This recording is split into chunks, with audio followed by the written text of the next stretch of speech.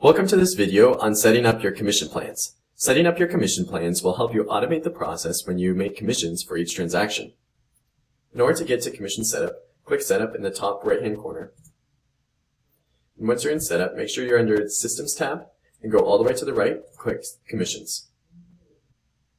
Here we will be able to make our commission plans and then assign those plans to our agents and teams. We'll go over the agents and teams at the end of the video. In order to add a new plan, go ahead and click this button right here.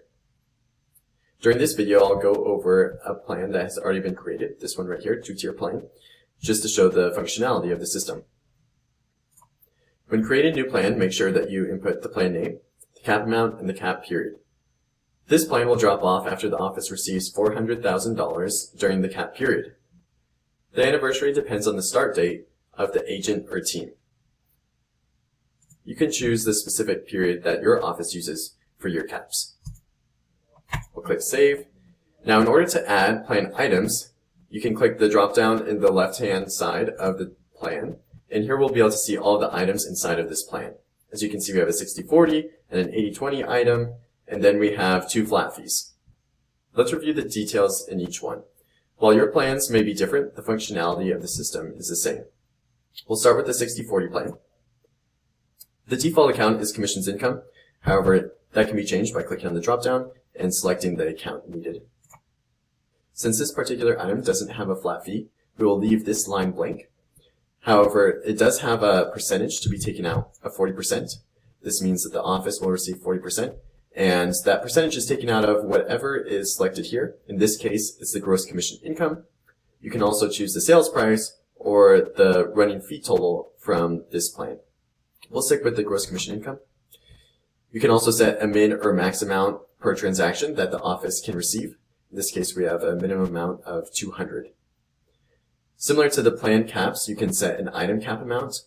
Here's a theoretical item cap. We have $40,000 for each half year.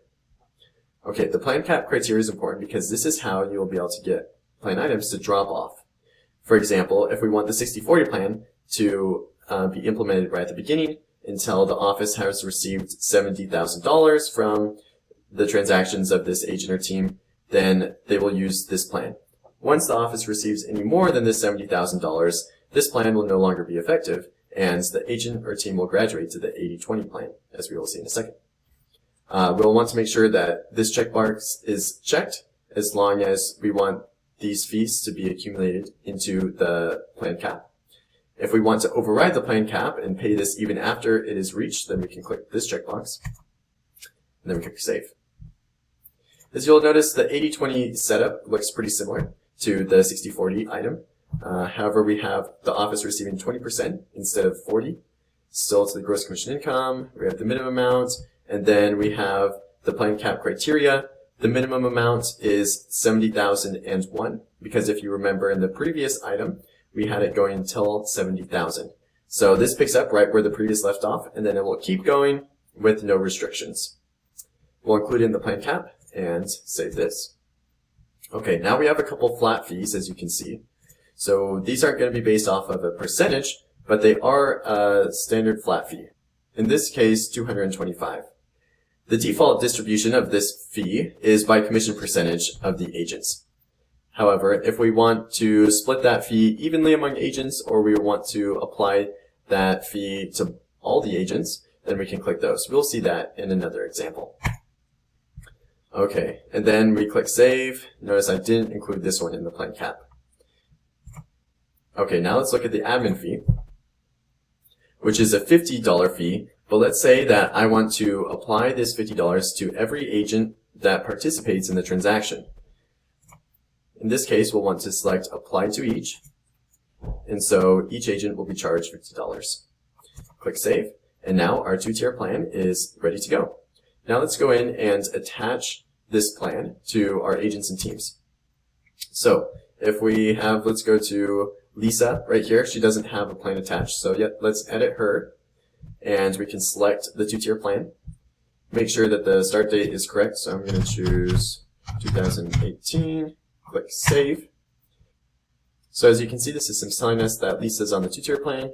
Her start date is December 31st, 2018. and she's going to be ready to go. Now, also be sure to note that when we assign plans to agents and teams, they aren't locked down and set in stone. You can always change that later if you want to choose one of your other plans. Okay, now that we're in teams, let's go ahead and assign this Francis Rockwell team to the two-tier plan, which is the same principle as we've done before. Switch it to two-tier and save. Also, before we close this training video, let's go over what these three fields mean here. If you want to, let's say on this team, we want to override the plan cap, the two-tier plan cap, we can put in a new number. Let's say if we want to do 1 million, and this would make a new plan cap overriding what was in the plan setup. We can also say that this team had a starting cap value of some number or a starting transaction count for transferring mid-year. Okay, and after doing all that, all of your plans, agents, and teams should be set up and ready to go to create your first commission. The next video will go over exactly how to do that. And if you have any questions, please reach out to us at support@fuser.com. Thank you.